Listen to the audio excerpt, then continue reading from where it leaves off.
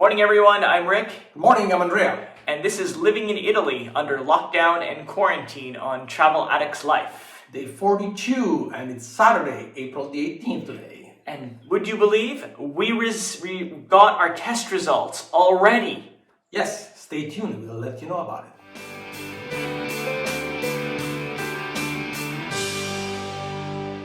What did you think of this new intro? Yes, I was actually learning more about the iMovie yesterday and decided to make a little intro.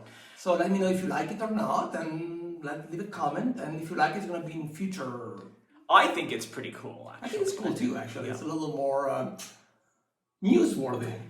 Well, it's more fun and uplifting. I smile when Yes, me too, makes me smile. Absolutely.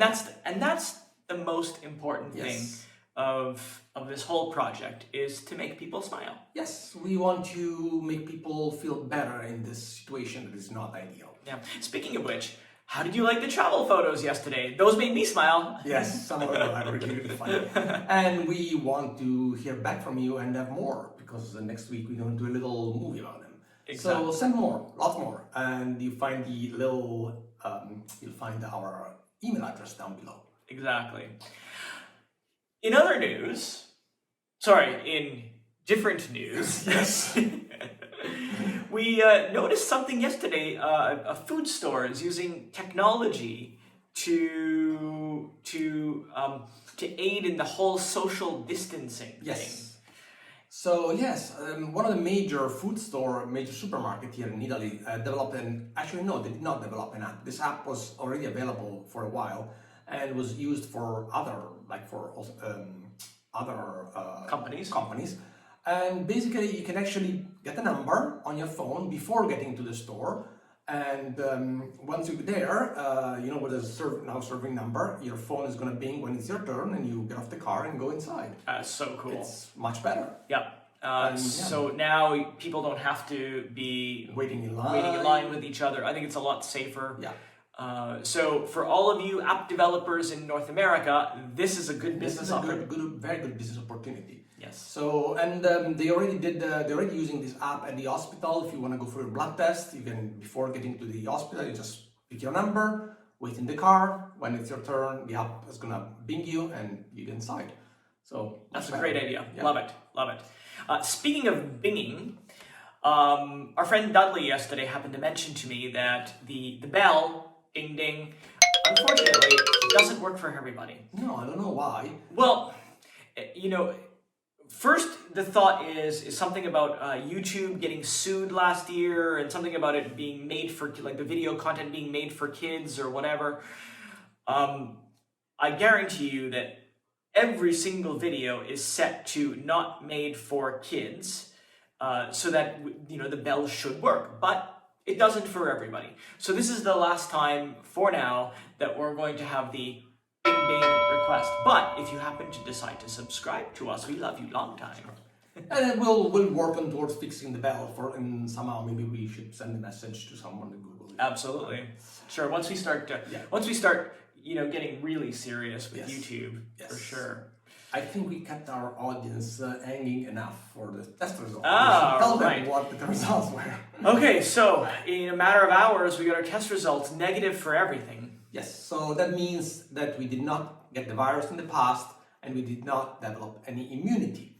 But again, our family doctor actually phoned us yesterday in the afternoon, and she's a very good friend of ours, and she told us that the results are not very accurate yet. With the negative results? With the negative result, yes. If it's positive, it's most likely very accurate, but the negative is not.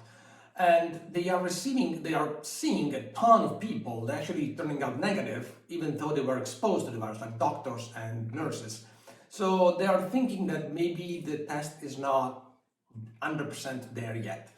But I don't mind that we were the guinea pigs. Yes, no, I'm perfectly fine with it. So they might come out with another test anytime soon, and then we will do it again. Yeah.